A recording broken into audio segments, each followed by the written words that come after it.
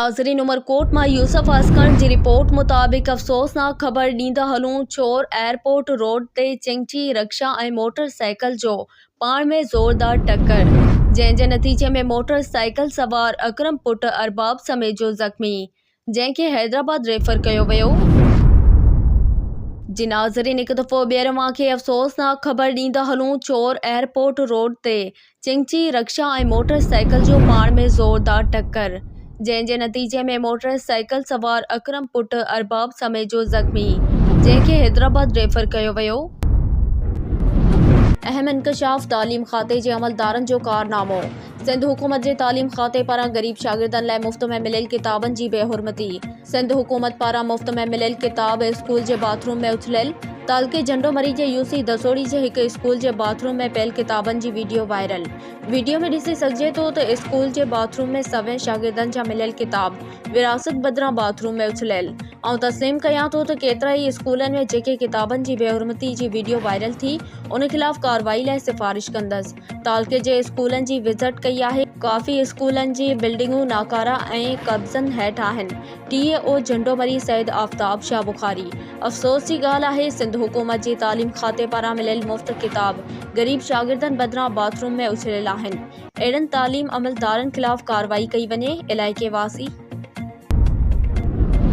टिनो मस्ती भरिसां ॻोठ मोहम्मद इब्राहिम सुमरो में राति देर सां ॻोठाणे मोहम्मद चाकिर सुमरो जे माल लांडी खे ओचितो बाहि लॻी वई। नतीजे में पोरियत मोहम्मद चाकिर सुमरो जे माल लांडी में ॿधल 8 ॿकरियूं ऐं हिकु गऊं फुर समेत सड़ी रख थी वयूं। उन सिलसिले में पोरियत मोहम्मद चाकिर सुमरो राब्तो करण ते ॿुधायो त राति देर सां माल जी लांडी खे अचानक बाहि वकोड़े वई, जंहिं सबबु लखें रुपयनि जा जानवर सड़ी रख थी विया आहिनि। बर वक़्तु कोट डेजी फायर ब्रिगेड खे इतलाह ॾिनो। न पहुचण सबबु वॾो नुक़सानु थियो आहे। तक जे चूंडियल नुमाइंदनि DC खैरपुर समेत ॿिनि आला अमलदारनि खां मुतालबो कयां थो त नोटिस वठी माली मदद कई वञे। खैरपुर जे कंज्यूमर प्रोटेक्शन कोर्ट जे जुडिशनल मैजिस्ट्रेट जी अदालत वार्ड 14 बुरगड़ी में 3 ॾींहं अंदरि सफ़ाई सुथराई स्ट्रीट लाइट ड्रेनेज निज़ाम बहितर करे रिपोर्ट पेश करण जो हुकुम। 3 जनवरी ते चेयरमैन म्यूनिसिपल कमेटी खैरपुर खे पेश थियण जी हिदायत। ख़बर मूजिब म्यूनिसिपल कमेटी खैरपुर जे अपोजिशन लीडर GDA जे काउंसलर हाजी अब्दुल गनी फिलपोटो जी दरख्वास्त ते म्यूनिसिपल कमेटी खैरपुर जे chairman CMO public health engineer sanitation in charge खे अदालत तलब कयो, जंहिं ते धूरियूं अदालत में पेश थियूं ऐं अदालत म्यूनिसिपल इंतज़ामिया खे सफ़ाई सुथराई स्ट्रीट लाइट ड्रेनेज सिस्टम सफ़ाई सुथराई कराए 3 ॾींहं अंदरि रिपोर्ट अदालत में पेश करण जो हुकुम ॾेई छॾियो। उन सां गॾु म्यूनिसिपल चेयरमैन खे 3 जनवरी ते पाण पेश थियण जो हुकुम ॾिनो। म्यूनिसिपल कमेटी खैरपुर जे अपोजिशन लीडर GDA जे जनरल काउंसल हाजी अब्दुल गनी फिलपोटो पारां पंहिंजे वकील आसिफ पुनल सहतो जी मार्फत अदालत में दरख्वास्त दाख़िल कई हुई, जंहिं में हिन ॼाणायो त खैरपुर शहर समेत वार्ड 14 बुरगड़ी में सफ़ाई सुथराई न हुजण, ड्रेनेज इंतज़ाम ख़राब हुजण, स्ट्रीट लाइट ख़राब हुजण ऐं मुबैना करप्शन ऐं बदऐमाननि समेत ॿियनि मसइलनि जे हल लाइ दरख्वास्त दाख़िल कराई आहे, जंहिं जी अॼु ॿुधणी थी।